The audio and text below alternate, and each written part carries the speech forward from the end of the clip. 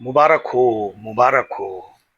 नहीं, दिवाली मुबारक नहीं, होली मुबारक नहीं, नया साल मुबारक नहीं, बिहार का चुनाव मुबारक हो। भाई हर कोई, मोदी बाबू, नीतीश बाबू, चिराग बाबू, सम्राट बाबू, सब के सब लोग जनता की सेवा करने के लिए एकदम तत्पर हैं कि मतलब हम जनता की सेवा करके रहेंगे। हाँ, और वो भी कब तक? जब तक चुनाव है। हाँ, हम ये देंगे, हम वो देंगे, ये 10,000 कैश पकड़ो बहनों भाइयों, नहीं माताओं बहनों और भाइयों बहनों, इधर आओ, हजार हजार रुपए ये ले लो और हम तुम्हारे लिए ये करेंगे, हम वो करेंगे। और चुनाव के बाद ये महंगाई भत्ता, ये बेरोजगारी भत्ता और ये महिलाओं को व्यापार उद्योग लगाने के लिए 2-2 लाख, 1.5-1.5 लाख, अभी इतने पकड़ो उतने पकड़ो, बस भाई साहब सेवा करने में लगे। यही जो सेवा इस वक्त चुनाव के टाइम पे हो रही है, अगर सोचिए यही सेवा अगर 5 साल हो जाए तो वाकई में हमारा बिहार भी पेरिस बन जाए। लेकिन भाई साहब इनको सेवा सिर्फ चुनाव के टाइम पे करनी है और चुनाव के टाइम सेवा करके मेवा लेके फिर 5 साल गायब, रोते रहो, चिल्लाते रहो। और चुनाव के टाइम भाई ये भ्रष्टाचारी है, ये दलाल है, ये सत्ता में ये है, और आरोप भाई साहब दूसरे पे लगा रहे हैं। बिहार में आपने देखा होगा, एक पुल, दो पुल, तीन पुल, पुलों पे पुल, पुलों पे पुल, पुलों पे पुल, इतने पुल गिर गए। भाई साहब कौन जिम्मेदार? भ्रष्टाचार हुआ कि नहीं हुआ? बगैर भ्रष्टाचार के पुल गिर गए। पुल शर्म की वजह से नदी में कूद करके जान दे दी। मतलब क्यों गिरे पुल? भाई साहब कोई पूछने वाला नहीं है।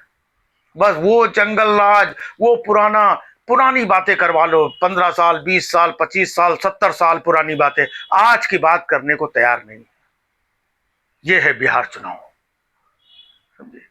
और बाकी जो SIR शुद्धिकरण, वोटों का शुद्धिकरण, भाई साहब देखिए शब्दों में मतलब जैसा लग रहा है कि SIR और वोटर लिस्ट पे गंगा जल छिड़क रहे हैं, शुद्ध कर रहे हैं।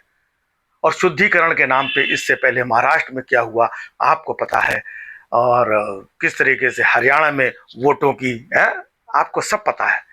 तो ये अंदर अंदर सब कुछ चल रहा है और महिलाओं को नगद राशि दे करके फिर बाद में ये बताया जाता है कि ये वाला जो था हमारा काम, कारनामा, ये काम कर गया, महिलाओं के वोटों से हम जीत गए। जैसे महाराष्ट्र में नहीं, लाड़की बहना, इसकी वजह से हम जीत गए। भाई साहब अंदर काम कुछ और ही हो रहा था।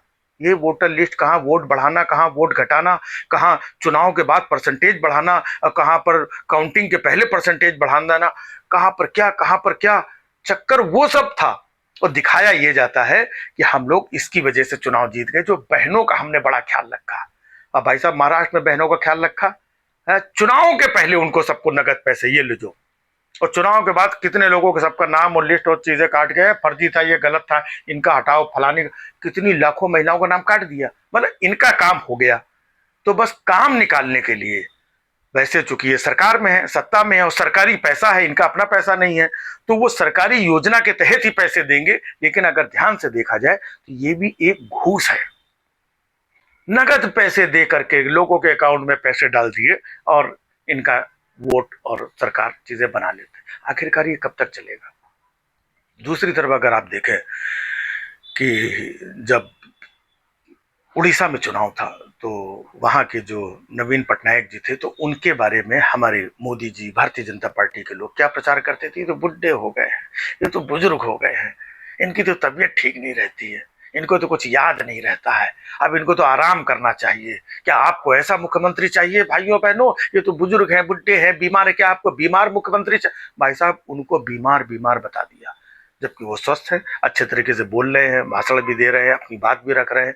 लेकिन दूसरी तरफ बिहार में नीतीश कुमार ना तो कहीं दिखाई पड़ रहे हैं, ना कुछ बोल रहे हैं, जो बोल रहे हैं कुछ का कुछ बोल रहे हैं।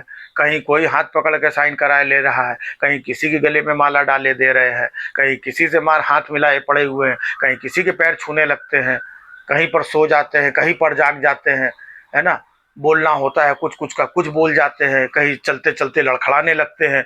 तो भाई साहब ये बीमार नहीं है, ये एकदम टकाटक है। इनके नेतृत्व में बिहार में चुनाव लड़ा जाएगा। लेकिन वहां पर वो बुजुर्ग थे, बीमार थे। तो ये आप खुद देखिए, आपको सब कुछ साफ साफ दिखाई पड़ेगा। और पैसे, चीजें, ये तो सब बांटी ही जा रही है।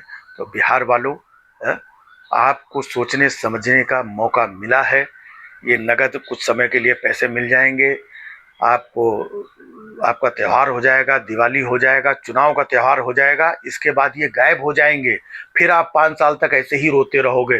फिर 5 साल बाद ये आएंगे, फिर कुछ पैसा पानी और बड़ी बड़ी बातें, अब मेरी माँ को गाली दे दी, भाइयों बहनों, और पहले जंगल राज, मतलब ये 20-25 साल पुरानी बातें किसी का, वही आपके पास आकर के रोना रोएंगे, फिर कुछ पैसे देंगे, फिर कुछ आपको प्रलोभन देंगे, और फिर जो है महीना 15 दिन में चुनाव हो जाएंगे, ये अपना बोरी बिस्तर लेकर निकल जाएंगे। आप 5 साल तक जूझते रहना। लेकिन ये जो मौका मिला है आपको, अब आपके पास सोचने समझने का समय है। अब आपको सत्ता परिवर्तन करना चाहिए और इनसे पूछना चाहिए कि ये चुनाव के टाइम आपकी जब सरकार इतने सालों से है, आज तक आपने पैसे क्यों नहीं दिए। इसका मतलब ये है कि इनको कमजोरी नजर आ रही है जनता के बीच में, ये स्टैंड नहीं कर पा रहे हैं। तब इनके पास खजाना था, इन्होंने खजाने खोल दिए। तो ये फेयर इलेक्शन कहां से हो गया, मुझे ये बताइए। इन लोगों ने तो 10-10 हजार रुपए दे दिए। अब अपोजिशन के लोग, आरजेडी के लोग कहां से 5-5 हजार भी देना चाहेंगे, कहां से दे सकते हैं चुनाव के पहले। या दूसरे दल या कांग्रेस या जो अन्य पार्टियां हैं, वो 2-2 हजार रुपए भी है, 1-1 हजार रुपए वो कैसे बांट सकते हैं, क्योंकि उनके पास तो पैसा नहीं है। इनके पास सत्ता है, पैसा है और सिस्टम है, इन्होंने पैसे बांट दिए। तो जब पैसे बांटे जा रहे हैं तो ये वो देश है जहां पर गरीबी से मुफलिसी से लोग परेशान हैं, तो कहीं ना कहीं पैसों के स्वार्थ में, चीजों में, लालच में आ जाते हैं। तो ये तो सीधे सीधे पैसा फेंक तमाशा देख, और जिसके पास पैसा नहीं बेचारा वो लुट जाएगा। तो अब आपकी जिम्मेदारी बनती है कि आप इनके कारनामे इतने साल से देख रहे हैं, देखे हैं, इनको समझिए और सोच समझ करके वोट करिए। और इनका पैकअप करना बहुत जरूरी है, क्योंकि 1 बार हो गया, 2 बार हो गया, 3 बार हो गया, है ना। अब इनका पैकअप नहीं करते हैं तो आप लोग पलायन से, महंगाई से, बेरोजगारी से, अशिक्षा से, है ना, स्वास्थ्य समस्याओं से, इनसे आप जूझ ही रहे हैं और आगे भी आपको जूझना पड़ेगा। इसलिए सत्ता परिवर्तन करना बहुत जरूरी है, बेहद जरूरी है। तो इस जरूरत को समझें आप, अपने लिए, अपने बच्चों के भविष्य के लिए, अपने गांव, अपने प्रदेश के भविष्य के लिए। ये फर्जी वोट ये होते हैं, जो भी कहीं ना कहीं से अगर धुआं उठता है तो कहीं ना कहीं आग लगती है, लेकिन उसमें ना तो चुनाव आयोग कुछ सामने आके बताता है, ना कोई सहयोग करता है। उल्टा जो सवाल उठाता है उसी के ऊपर तमाम तरीके की बातें कह दी जाती हैं, और ये लोग पैसा फेंक, तमाशा देख। तो जहां पर जो आपके मुद्दे हैं, महंगाई है, पलायन है, शिक्षा है, स्वास्थ्य है, आपका जीवन स्तर है, इसको ध्यान में रखिए और तब वोट करिए।